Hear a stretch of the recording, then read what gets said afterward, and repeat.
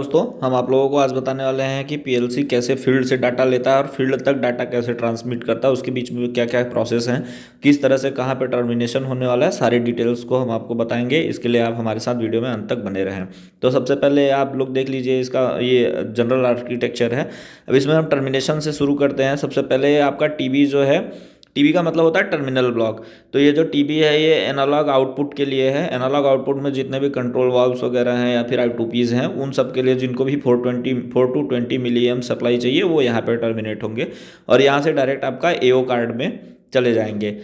एओ card से ये आ रहे हैं यहाँ पे जाने के लिए, फील्ड में जाने के लिए आउटपुट कार्ड है। फिर ये आता है टीबी फॉर एनालॉग इनपुट। तो जितने भी 4 to 20 मिली के इनपुट हैं, जैसे ट्रांसमीटर वगैरह हो गए, वो सब यहाँ पे टर्मिनेट होंगे। और वो यहाँ पे टर्मिनेट होने के बाद ये आपके एआई कार्ड में चले जाएंगे, जो कि यहाँ पे आप देख सकते हैं एआई कार्ड में जा रहा है। फिर उसके बाद ये आता है टीबी फॉर डिजिटल इनपुट। जितने भी डिजिटल इनपुट जैसे स्विचेस वगैरह हैं आपके, pressure switch, temperature switch, limit switch, vibration switch या स्पीड स्विच, जितने भी स्विच हैं जो डिजिटल इनपुट के थ्रू आ रहे हैं, डिजिटल इनपुट है जिनमें फीडबैक है, वो सारी चीज़ें इस पे टर्मिनेट होंगी। और यहाँ से टर्मिनेट होने के बाद सीधा आपके डीआई कार्ड पे चली जाएंगी। वहाँ से जाने के बाद ये आपके पीएलसी में प्रोसेस होती रहेंगी। अब पीएलसी को भी अपने आप को रन होने के लिए एक पावर सप्लाई की ज़रूरत होगी, जिसमें ये डीसी सोर्स यहाँ पर लगा हुआ है, तो ये आपका इसमें मिल जाएगा। अब इसके बाद हम इसको आपको थोड़ा जूम आउट करके दिखा देते हैं।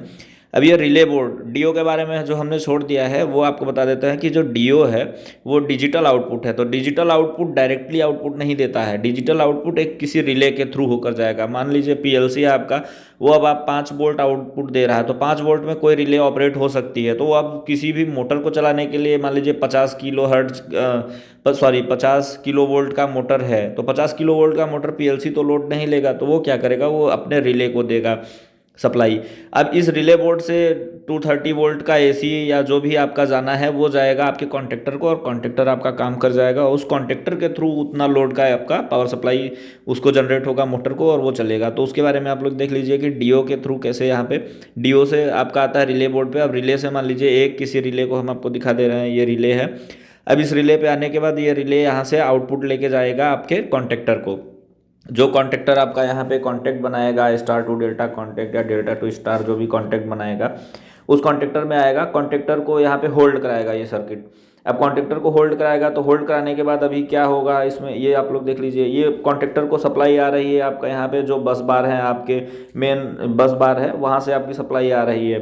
तो ये सप्लाई आपका 3 फेज इनकमिंग सप्लाई है। ये सर्किट ब्रेकर जितने मेन एमसीबी लगे हैं उसके थ्रू यहाँ पे कॉन्टेक्टर को आ रही है। अब कॉन्टेक्टर में पीएलसी का जैसे ही डीओ आएगा, यहाँ रिले तक आया, रिले से यहाँ पे एक फेज आएगा और इस कॉन्टेक्टर को ओके कर देगा। जो आप पुश बटन दबा के मैनुअली चलाते हो, यहाँ पीएलसी के थ्रू आएगा। आने के बाद इसको ये सर्किट को क्लोज करेगा। सर्किट क्लोज होते ही ये क्या करेगा, यहाँ पे आ जाएगा आपका जो 3 फेज आउटपुट सप्लाई है, क्योंकि कॉन्टेक्टर में तो 3 फेज सप्लाई आएगा। अब अगर आपका मोटर 3 फेज है, अब मान लीजिए 10 किलो वाट का है, तो वो 10 किलो वाट का यहाँ से आउटपुट के लिए ये 3 फेज सप्लाई जनरेट करेगा, और ये 3 फेज सप्लाई आपके मोटर या फाइनल आउटपुट को चला जाएगा, जिसको इसको चलाना है। तो वो यहाँ पे आ जाएगा और फिर ये आपका मोटर चलने लगेगा। अब इन सब के बीच में आपका जो circuit breaker, main circuit breaker switch है, ये सब भी लगे होते हैं। एसएमपीएस का मतलब है यहाँ पे switch mode power supply, DC output जो कि देगा। ये डीसी आउटपुट यहीं से यूज करके आपके पीएलसी को power supply as a source दिया जाता है। तो इस आर्किटेक्चर को आप लोग देख सकते हैं। एक चीज़ इसमें हमने आपको बताना नहीं बताया, ये जो टू अर्थ पिट है ग्रीन कलर का, ये आपका पैनल और पीएलसी के लिए एक ग्राउंड अर्थ लगा होता है टीबी में, टीबी फॉर अर्थ।